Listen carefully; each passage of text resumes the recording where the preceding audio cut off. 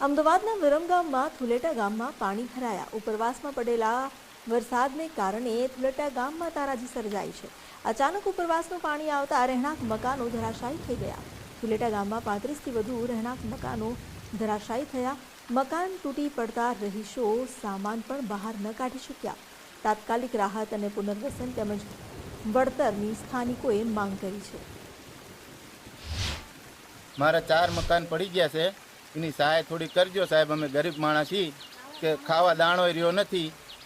આટલી સહાય કરો તો બહુ સારું. મકાનો પડ્યા છે, પાણીનો માર બહુ આવી ગયો, પાણી બહુ ભરાઈ ગયું. એના કારણે મકાન બધું મારું ઘર વખરી સાહેબ બગડી જાય. બધી ખાવા પીવાનો દાણો નથી. અમે બાજુમાંથી લાવીએ છીએ અને પૂરું કરીએ છીએ.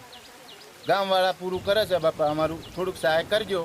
ગામમાં તો સાહેબ લગભગ 30થી 35 મકાન પડી ગયા. સમગ્ર ગુજરાતની અંદર અવિરત વરસાદના કારણે જળબંબાકાર જેવી સ્થિતિ સર્જાઈ છે. ત્યારે ગુજરાત ફર્સ્ટની ટીમ આવી પહોંચી છે નળકાંઠાના થુલેટા ગામ ખાતે. ત્યારે આપને બતાવવા માંગીશ કે આ થુલેટા ગામના જે મકાનો છે તે ધરાશાયી થઈ ગયા છે. ઉપરવાસના પાણીના કારણે લગભગ થુલેટા ગામની અંદર 35થી વધુ જે મકાનો છે તે ધરાશાયી થઈ ગયા છે.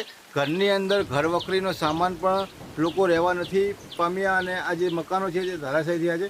જેના કારણે મોટા પ્રમાણમાં થુલેટા ગામના જે ગ્રામવાસો છે તે હાલાકીનો સામનો કરી રહ્યો છે. ગ્રામજનો દ્વારા એક જ માંગણી કરવામાં આવી રહી છે હાલ કે સરકાર દ્વારા તાત્કાલિક ધોરણે આની જે છે તપાસ કરવામાં આવે અને જે મકાનો પડ્યા છે તેને સહાય કરીને નવા મકાનો જે છે તેમને બનાવી આપવામાં આવે તેવી ગ્રામજનોની માંગણી છે. હાલ મહેશ યાદવ, ગુજરાત ફર્સ્ટ, વિરમગામ.